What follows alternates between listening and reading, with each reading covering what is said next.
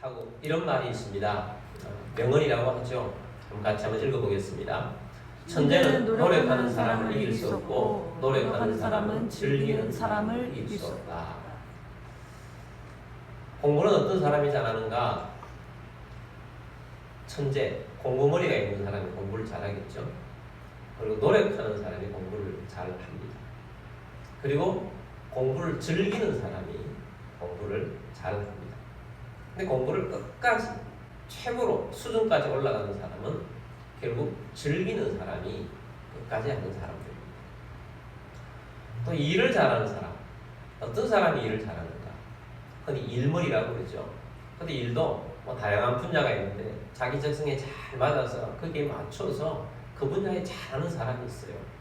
일머리 좋은 사람, 일천재 그런 사람이 있죠. 또 일을 하는데 어떤 목적을 놓고 노력하는 사람이 있습니다. 노력하는 사람도 일을 잘 할 수 있어요.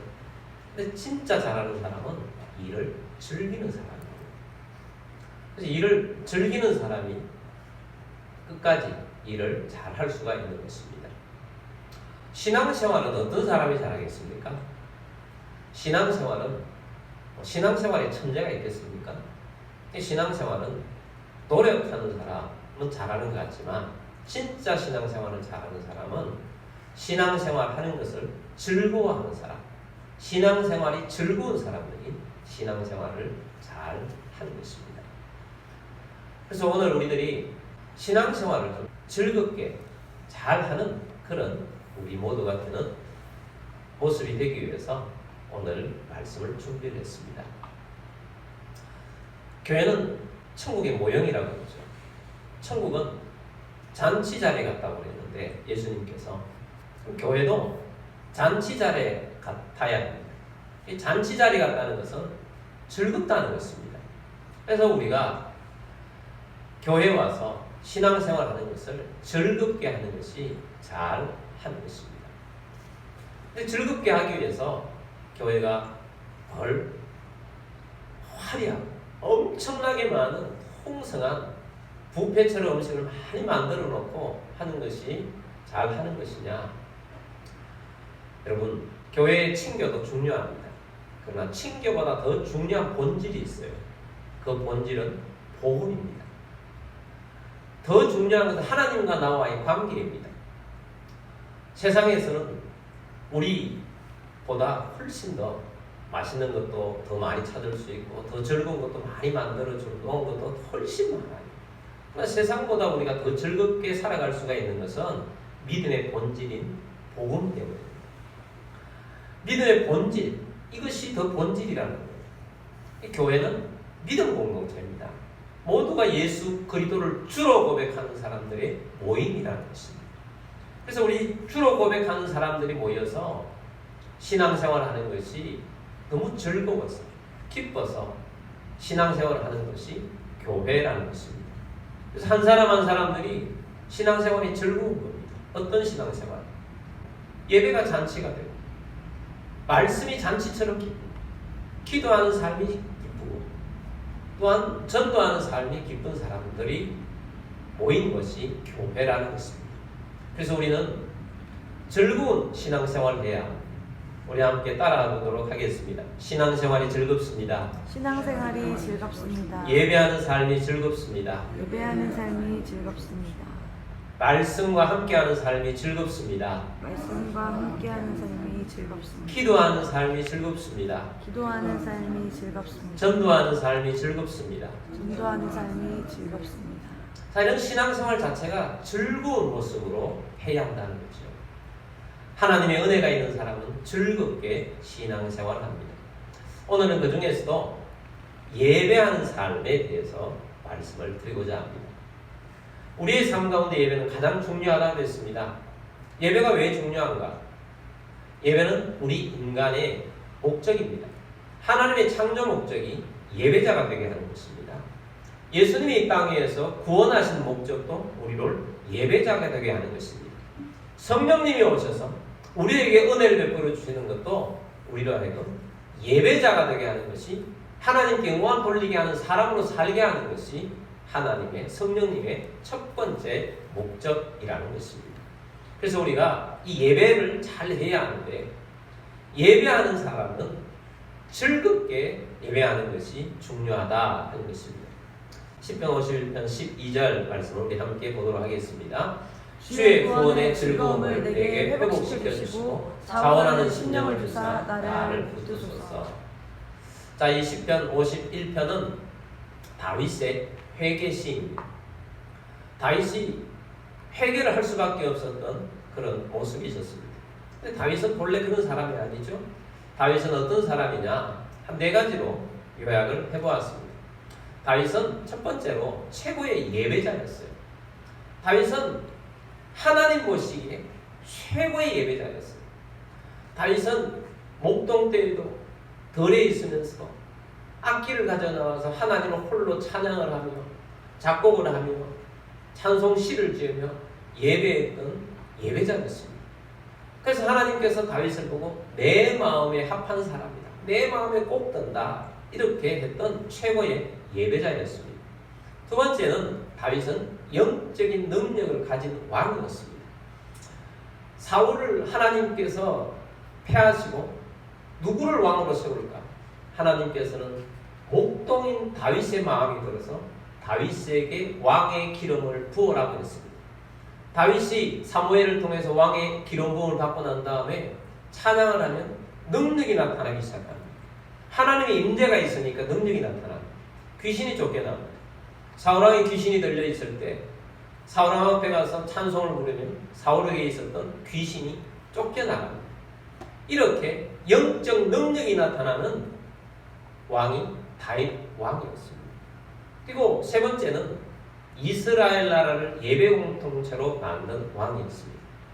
하나님께서 드디어 다윗을 왕을 삼아주셨습니다. 근데 다윗은 본래 홀로 예배하는 예배자 아니었습니까? 개인 예배자였어요. 근데 개인 예배자, 뜨거운 예배자가 왕이 되니까 이스라엘 전체를 예배 공동체로 만든 것입니다. 때때로 예루살렘 전체 도성이 하나님 앞에 예배하는 도성이 되었어요. 모두가 다 하나님을 찬양하고 높이는 그런 예배하는 도성이 되었어요. 얼마나 하나님을 기쁘시게 하는 그런 모습이었습니까? 여러분, 우리도 한 사람 한 사람 개인 예배자가 하나님 앞에 뜨겁게 다윗처럼 예배하면 여러분들이 소속되어 있는 여러분의 가정이 있으면 여러분 가정을 모두가 예배자가 되게 할 것이고, 우리가 또 모여서 예배하면 예배 전체가 뜨거워지게 돼요. 다윗처럼 개인 예배에 뜨거운 사람이 그런 모습이 되어지는 것입니다. 자, 이랬던 다윗이 어울리지 않는 하나의 단어가 있는데 그것이 바로 네 번째입니다. 다윗은 뭐라고요? 범죄자였다. 죄를 지은 것입니다. 하나님께서 우리가 하나님 앞에서 예배자로 하나님을 잘하면 하나님께서 복을 주셔서 일이 잘 되게 하시죠. 다윗도 그렇게 되었던 겁니다. 다윗이 왕이 되고 난 다음에 진 적이 없어요. 백전백승이에요. 승승장구하는 것입니다. 그래도 아직까지 전쟁이 끝나지 않았는데 다윗이 마음을 떨어뜨려 버렸어요. 긴장을 놓쳐버렸어요. 다윗이 나태해졌어요. 여러분, 사람은 다윗 아니라 그 누구라도 나태해져 버리면 무너집니다. 긴장의 끈을 놓치면 무너집니다. 다윗도 무너졌어요. 전쟁터에 아직까지 끝나지 않았는데 전쟁터에 장군과 신하들이 나가서 싸우고 있습니다. 그 다윗은 궁에 있으면서 긴장된 마음으로 하나님 앞에 기도를 해야 하지 않겠습니까? 근데 다윗은 낮잠을 자고 저녁 때에 일어나서 옥상을 이렇게 거닐다 보니까 저기 성 밖에 한 여인이 목욕하는 것을 발견했어요. 여러분, 안목의 정력이라는 것은 순간에 찾아오는 것입니다. 긴장을 놓치면 한목에 찾아오는 거예요. 보는 순간 긴장을 떨어뜨려 버렸어요. 그리고 그 여인을 취해버렸어요. 육신의 정욕에 빠져버린 것입니다. 그리고 그 여인은 바세바라는 여인이었는데 정말 다윗의 신하 중에 최고의 정말 훌륭한 충신이었어요. 우리아라는 장군인데. 근데 이 바세바가 임신을 하게 되니까 이것을 숨기기 위해서, 자기의 죄를 숨기기 위해서 우리아를 교사해서 전쟁터에서 죽게 만든 얼마나 못된 모습을 다윗이 했습니까? 여러분, 하나님의 은혜가 없으면 사람들은요 얼마나 교묘한지, 뱀을 닮아서, 사탄을 닮아서 그런 모습으로 이어지는 거예요. 그러므로 여러분, 우리가 예수 안에서 은혜 가운데 살아가는 우리들이 되기를 원합니다. 다윗이 이런 모습을 다 완벽하게 자신은 다 처리했다고 여겼지만 하나님께서 보고 계신 것입니다. 하나님께서 선지자를 보내서 깨우쳤습니다. 내가 얼마나 나쁜 죄인인지를 깨우쳤습니다. 근데 다윗이 훌륭한 점은 부정하지 아니하고 그 자리에서 거꾸로져서 회개했다는 사실입니다. 왕복을 벗고 베옷을 입었습니다. 왕의 보좌에서 내려와서 죄에 엎드렸습니다. 꿇어 엎드렸습니다. 눈물을 흘리며 회개합니다. 철저하게 회개합니다. 그 회개한 내용이 시편 51편의 내용입니다. 시편 51편의 내용 중에서 12절 말씀에서 기도를 하는 내용이 오늘 본문이에요. 12절 말씀을 다시 한번 보겠습니다. 주의 구원의 즐거움을 내게 회복시켜 주시고 자원하는 심령을 주사 나를 붙드소서. 자, 이 말씀 보면 주의 구원의 무엇을 내게 회복시켜 달라고요? 즐거움. 무엇의 즐거움? 구원의 즐거움. 다윗이 회개 기도를 하면서 주의 구원의 즐거움을 회복시켜 달라고 기도하고 있습니다. 여러분, 우리의 예배의 가장 중요한 것은 뭐냐 하면 구원의 즐거움이에요. 우리가 예배를 왜 합니까? 하나님께서 우리를 구원해 주신 것이 너무 감사해서 예배하는 거예요. 주님께서 나를 위해 십자가에 달려 돌아가셨다가 부활하셔서 나에게 복음을 주셔서 구원을 얻어서 천국 백성 되게 해주신 이 구원의 즐거움을 하나님 앞에 나와서 예배하는 것입니다.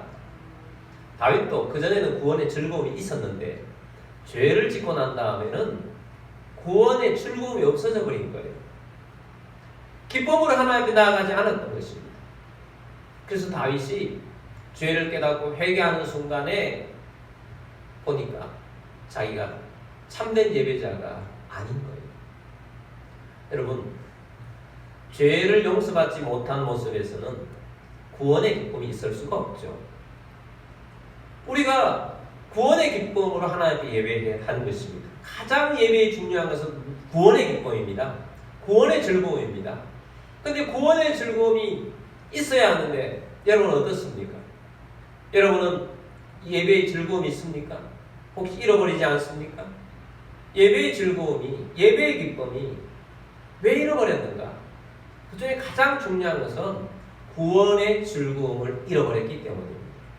구원의 즐거움을 왜 잃어버리느냐? 죄 때문입니다. 죄와 구원은 반대편에 있잖아요. 죄를 용서받아야 구원의 즐거움이 있는 것인데 죄를 짓고 있는 순간에 구원의 즐거움이 어떻게 있을 수가 있겠습니까? 그래서 다윗이 구원의 즐거움을 회복시켜 주십시오. 이것이 예배자로서 나아가는 지름길이라는 것입니다. 그래서 예배에 있어서 가장 중요한 것은 구원의 즐거움이에요. 구원의 즐거움 때문에 예배하는 것입니다. 여러분, 구원의 즐거움, 구원의 맛, 이것이 있어야 하는 것입니다. 예수님께서 이런 말씀을 하셨죠. 소금이 그 맛을 잃으면 버려져 사람들의 발에 밟힐 뿐이라고 말씀하셨어요. 소금이 맛을 잃으면 버려지는 것입니다. 예수 믿는 사람이 구원의 맛을 잃어버리면 아무것도 아닌 거예요. 예수 믿는 사람은 구원의 맛이 있어야 돼요. 구원의 기쁨이 있어야 돼요. 구원의 즐거움이 있어야 돼요. 그러므로 구원의 기쁨, 구원의 즐거움을 가지고 하나님 앞에 나아가는 우리 모두가 되도록 합시다. 구원의 즐거움이 우리를 살립니다. 이 구원이 있어야 하는 것입니다. 구원이 있을 때 찬양이 뜨겁고 예배가 뜨겁고 예배하고 싶어지는 거예요. 예배가 부담스럽고 예배가 억지스럽고 그렇게 돼서는 안 된다는 것입니다. 구원의 기쁨이 있을 때 찬양하고 높이는 것이 않습니까? 이스라엘 백성들이 애굽에서 하나님 앞에서 구원을 받았어요. 하나님 구원을 해주신 거죠. 그리고 최종적으로 어디까지 가서 구원이 되었다 하는 것을 느끼느냐? 홍해를 건너고 난 다음에 야 우리는 진짜 자유인이 되었다라고 느낀 거잖아요. 홍해를 하나님께서 가르치고 건넜어요. 마른 땅을 건넜어요. 그리고 대적들이 뒤따라오는 대적들이 애굽의 군대들이 그 따라 들어오다가 물이 다 수장이 되고 다 죽어버려요. 그 앞에서 이스라엘 백성들은 무엇부터 할 수밖에 없었겠습니까?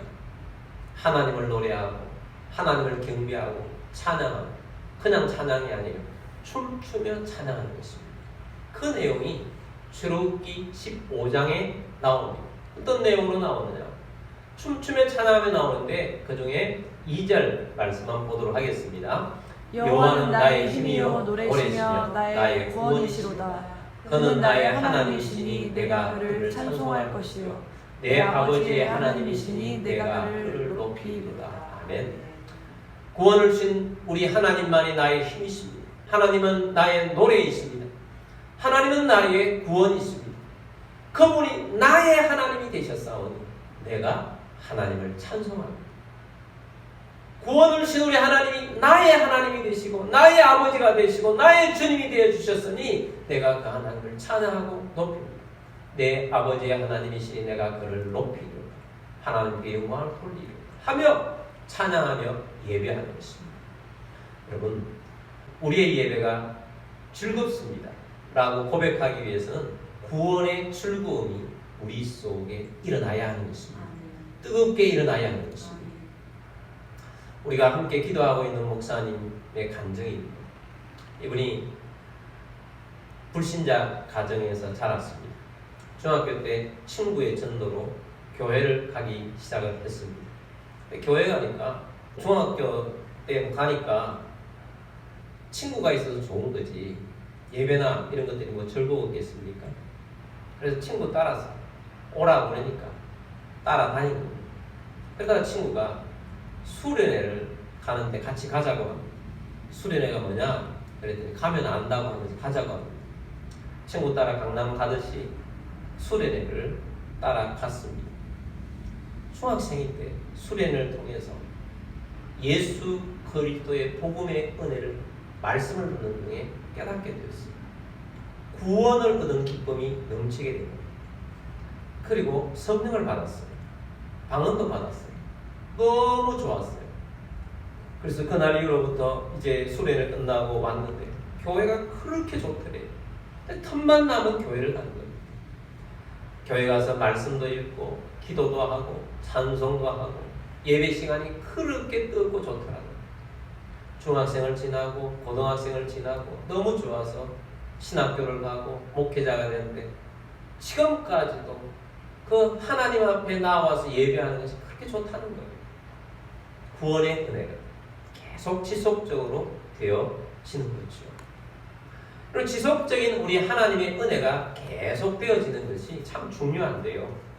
구원의 은혜뿐만 아니라 우리는 또한 하나님이 계속 한 순간 구원 얻은 순간 그때만이 아니라 그 다음부터는 하나님 우리와 함께 하시고 우리 또한 하나님과 함께 해야 돼요. 그래서 우리가 하나님과 동행하는 삶 가운데 예배하는 것, 이것이 또한 중요하다는 사실을 알아야 합니다. 하나님과의 동행이에요. 저는 제가 구원받았던 말씀을 굉장히 좋아합니다. 제가 구원받았던 말씀은 마태복음 1장 21절에서 23절까지 말씀인데 여기에 두 가지가 다 나와요. 마태복음 1장 21절에서는 첫 번째 것이 나오는데 아들을 낳으리니 이름을 예수라 하라. 이는 그가 자기 백성을 그들의 죄에서 구원할 자이심이라 하니라. 자, 예수님을 태어나게 할 때 이름을 고지해 주시잖아요. 이름을 뭐라고요? 예수라 하라. 예수님의 이름의 뜻은 자기 백성을 그들의 죄에서 구원할 자, 구원자라는 뜻이에요. 예수님이 이 땅에 오신 것은 예수 이름의 그 뜻대로 구원자로 오신 것입니다. 그래서 예수님이 우리를 위해 십자가에 달려 돌아가셨다가 부활하셔서 우리를 구원해 주셨어요. 사망과 세를 깨뜨리고 우리를 부활의 영광의 자리로 천국 백성으로 삼아 주셨어요. 그래서 우리를 구원해 주신 이 예수님으로 인해서는 하나님 앞에 나와서 예배합니다. 이것이 첫 번째고요. 두 번째가 22절, 23절입니다. 이 모든 일이 된 것은 주께서 선지자로 하신 말씀을 이루려 하심이니 이루시되 보라 처녀가 잉태하여 아들을 낳을 것이요 그의 이름은 임마누엘이라 하리라 하셨으니 이를 번역한즉 하나님이 우리와 함께 계시다 함이라. 아멘. 두 번째 이름 뭐라고요? 임마누엘. 임마누엘의 뜻은 하나님이 우리와 함께 계시다. 예수님이 이 땅에 오신 것은 우리와 함께 하시기 위해서 오신 것입니다. 예수님이 이 땅에 오셔서 죄 가운데 있는 우리를 구원하시고 저주 아래에 있는 것을 다 저주를 멸해버리시고 우리를 천국 백성, 하나님 백성, 기쁨의 백성으로 삼아주셨어요. 그리고 우리 주님께서는 우리와 함께하고 계십니다. 임마누엘 되십니다. 우리를 떠나지 않으십니다. 우리를 버리지 아니하십니다. 우리와 함께하고 계십니다. 문제는 우리가 자꾸 하나님을 멀리하고 때문에 동행이 안 되는 거예요. 우리가 하나님 멀리하고 있어도 하나님 우리와 함께하고 있을까요? 안 하고 있을까요? 버리지 않는다고 그랬잖아요. 함께하고 있는데 우리가 하나님을 자꾸 버리는 것이 문제라는 거예요. 가수 중에 강균성이라는 가수가 있습니다. 노을이라는 팀의 사중창으로 노래하는 팀인데 강균성이라는 친구가 제가 처음 볼 때부터 좀 좋아하게 됐어요. 왜 좋아하느냐? 신앙인인데 신앙을 너무 떳떳하게 또 유머러스하게 어디 방송에 나가든지 공중파 방송에 나가서도 재밌게 이야기를 하는 거예요. 저 친구 예수 믿는데 진짜다 이런 생각을 가지게 되었습니다. 이 친구가 최근에 간증하는 것을 잠깐 들었습니다. 어떤 간증이냐? 예전의 이야기를 간증하는 겁니다. 가수가 되고 처음에 좀 잘 나가야 되는데 기도도 열심히 하고 예배도 열심히 하는데 가수로 뜨질 않는 거예요. 그래서 너무 힘들어서 힘든 마음이 계속 되니까 하나님을 원망하는 마음이 생겼다는 거예요. 하나님 원망하는데 교회 나가 예배 드리니까 더 원망하는 마음으로 예배를 드리니까 마음이 불편하고 그래서 이런 마음으로 예배 드릴 바에야 안 나가는 게 좋겠다. 그래서 예배를 스스로 방학을 해버린 거예요. 예배를 안 하니까 우울증이 찾아왔습니다. 그래서 우울증이 찾아와서 우울증이 오니까 우울증은 무섭잖아요. 우울증이 있다가 내가 이러다가 큰일 나겠다 싶어서 다시 교회에 가야 되겠다 하고 예배에 참여하게 되었습니다. 근데 예배에 왔더니 찬양팀에서 이런 찬양을 하는 것입니다. 나의 슬픔을 주가 기쁨으로 변화시키시네. 잠잠할 수 없네. 기뻐 춤추며 찬양해. 기쁘게 찬양을 하는데 이 친구는 지금 교회에 나와가지고 원망하는 마음, 불평하는 마음이 있는데 우울증까지 빠져서 슬퍼가지고 있는데 앞에서 찬양을 슬픔을 주가 기쁨으로 변화시켰다는데 나는 예전에는 기뻤는데 지금은 더 우울하고 기쁨이 변해 지금 슬퍼하고 있는데 이게 뭔 말인가? 그래서 너무 우울하게 이렇게 찬양을 들으면서 있는데 주님께서 음성으로 이런 음성을 들려주더라는 거예요. 고맙다 김선아 그러더라는 거예요. 그래서 주님 뭐가 고마워요? 그랬더니 네가 예배에서 나는 참 고맙다 이렇게 하시더라고요. 그래서 이 주님 앞에서 이렇게 생각을 하면서 깨달았다는 겁니다. 내가 예배할 수 없는 마음 그런 중에도 하나님 앞에 나와서 예배하는 것 이것도 보통 일이 아니라는 거예요. 그냥 시험 들어서 안 나와버리면 그만인데 그래도 불구하고 예배 자리에 나와서 하나님 앞에 있는 것 주님은 여전히 함께 하시면서 고맙다 하시는 것을 느끼면서 아 예배는 영적 전쟁인데 어떤 순간이라도 예배해야겠다 하면서 예배를 하며 신앙을 회복하기 시작했고 이분 그 강윤승이라는 가수가 얼마나 유쾌한 친구인지 정말 유쾌하게 복음을 전가하면서 가는 이 가수예요. 구원의 기쁨. 그다음에 또 하나는 어떤 시험 가운데에서도 하나님은 주님은 우리와 함께 하시는데 우리가 주님을 떠나지 않고 주님과 동행하는 그 가운데 우리의 예배의 기쁨이 있고 회복이 일어나는 것입니다. 그러나 여러분, 우리의 마음으로든 아니면 어떤 시험이 와서 우리 환경적인 어떤 순간이 와도 주님과 동의하는 마음으로 예배하는 자가 되기를 원합니다. 그래서 우리가 구원의 기쁨, 구원의 즐거움이 크고 주님이 나와 함께 하시는 임마누엘의 하나님 때문에 다른 것들이 안 보여야 해요. 다른 내가 예배를 방해하는 어떤 것들이 있다 할지라도 그것을 이겨나가야 하는 것입니다. 그래서 우리가 이 예배의 기쁨, 은혜의 기쁨을 가지고 나아가는 우리들이 되기를 원합니다. 그래서 오늘 우리가 예배의 기쁨, 예배의 즐거움, 예배가 즐겁습니다. 예배하는 것이 즐겁습니다 하기 위해서는 두 가지. 하나는 구원의 즐거움, 구원의 즐거움. 예수님이 나를 위해 십자가에 달려들어 부활하셨어. 나를 구원해 주셨어. 이 구원의 즐거움을 놓치지 말라는 것이고, 그다음에 구원의 즐거움뿐만 아니라 꾸준하게 주님과 동행하는 예배자로서 살아가는 우리들이 되기를 원합니다. 또 하나는 우리가 예배는 회중 예배인 때가 있고 또 개인 예배가 있어요. 우리가 모여서 예배하는 걸 회중 예배라고 하죠. 예배하면 우리가 주일 예배처럼 회중 예배만 생각합니다. 근데 정말 중요한 것은 개인 예배자가 되어야 해요. 개인 예배. 교회는 한 사람 한 사람 믿음의 백성들이 모여서 교회를 이루잖아요.